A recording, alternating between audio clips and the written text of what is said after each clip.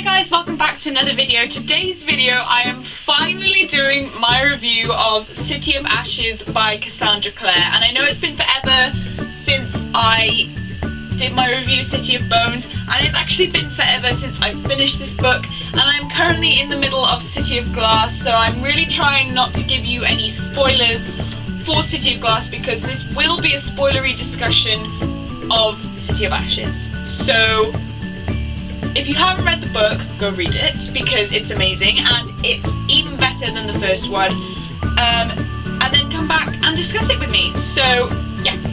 Okay, first thing I want to discuss is Simon, and I love Simon like everybody does. I really love Simon, and he is turned into a vampire, and the way in which it was written, the way in which you didn't know if Simon was going to make it, you didn't know anything about it, was really intriguing, and I couldn't put it down. It was so fascinating. Oh, it was so good. And the whole thing with Maya, I liked Maya. I really liked Maya as a character, but I did not fully ship her with Simon. I didn't get that connection. I mean, that's fine, but I just didn't. I don't know. I'll know when the perfect girl for Simon comes along, but it wasn't Maya for some reason, and I don't know why. I know some people ship them together, but I didn't. I didn't think that there was a connection there, but I don't really know. But I didn't ship him with Clary either, and that's another thing. I really like their connection together as best friends, but I think that in a relationship circumstance, I don't think that they were a good pairing because of how close they were to begin with.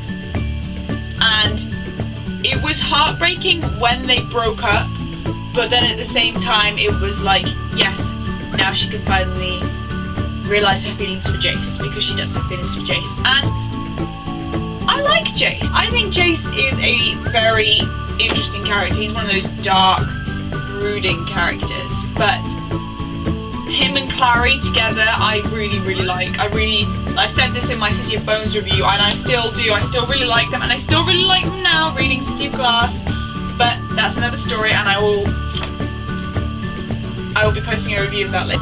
Simon, at the end of the book, after something happens, which I'll discuss in a minute, Simon can walk in daylight, which is something that no other vampire can do, and I really liked this idea because I didn't want Simon to end up being this character that was cooped up inside, and I thought that this was really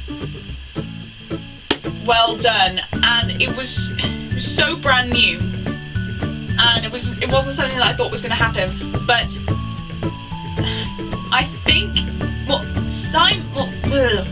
Jace saved Simon on the ship where Valentine had the mortal sword, and I'm not sure whether this is the cause of it. I'm not going to say too much because I do know what happens, but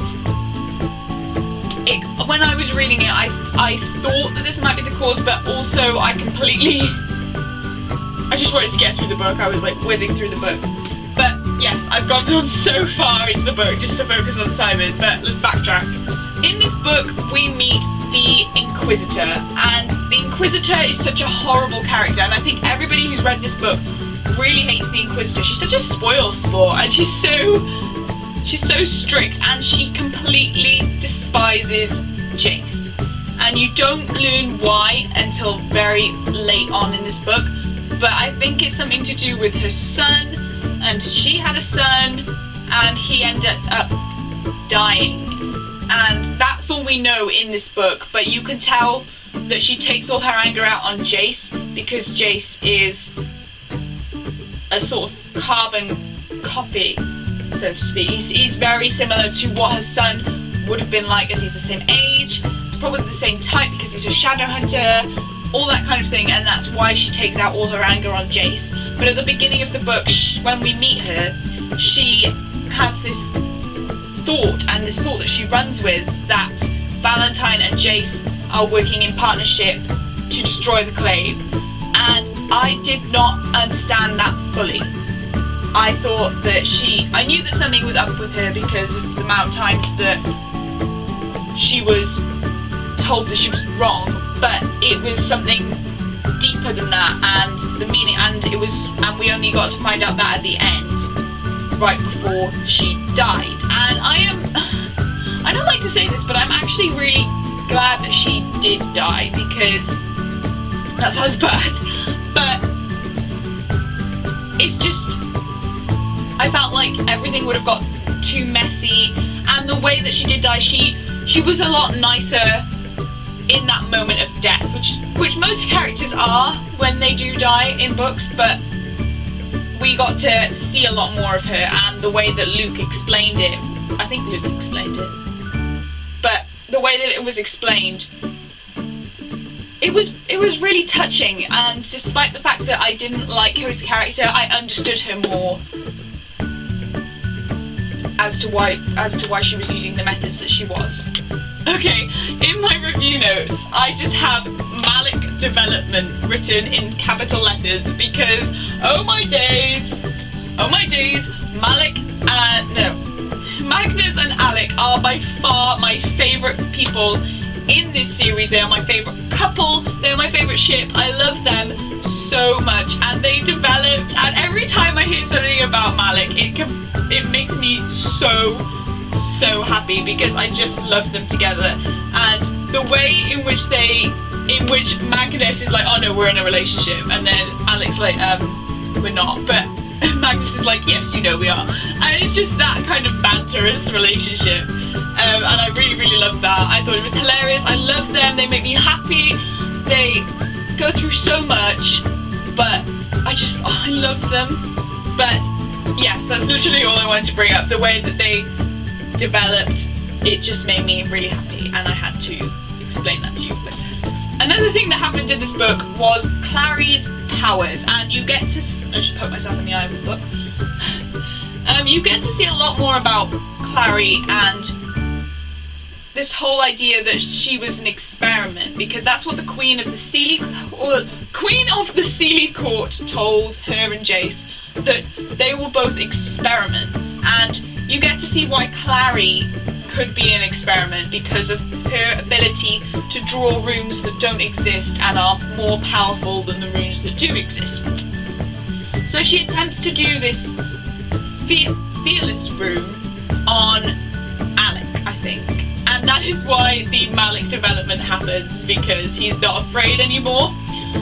But her ability is so interesting, and I don't understand why it's not being explored by the other characters as much, why they're not as interested and invested in it. But because it can be quite powerful, but also quite a dangerous power, and I think that Clary is such a reckless character that she does need to be restricted a bit.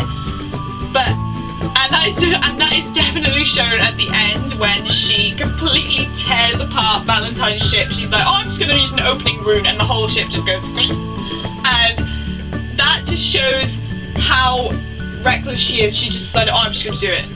But it worked, and it needed to be done, but also I think somebody should tell her that she needs to think things. I really think that Clary needs to be trained a little bit more in shadow hunting, so I'm really excited to see whether that comes in and how she gets better, because they can't just leave her as this reckless character that she is, otherwise they'd kick her out by now.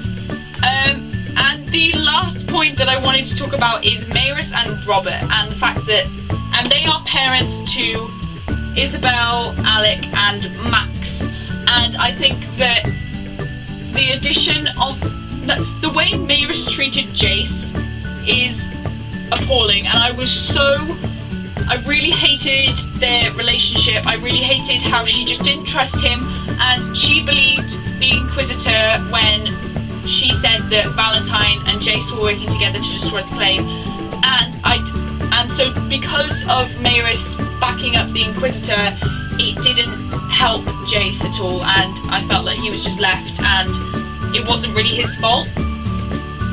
But the whole idea of Robert, he had his assertive moments, but I feel like he was sort of hidden under the shadow of Maerys to me. But maybe that's just my opinion. But he had his fighting moments, but that was him in a fight, him being assertive in a fighting idea. But I'd like to see his opinions a little bit more, a little bit better explored without Maerys's shadow and without her influence, because I think that would be really interesting and it would flesh him out a bit more as a character. And they also have Max, and I think that I really love Max. I think Max is really sweet, and I feel like he's really neglected by his brothers and brother and sister and his parents. But I was thinking if Isabel and Alec were started to be trained at a really young age, then shouldn't Max receive that training as well? I don't know if I missed something that they weren't going to train him, but I feel like he's just being treated as a normal human child rather than a Nephilim.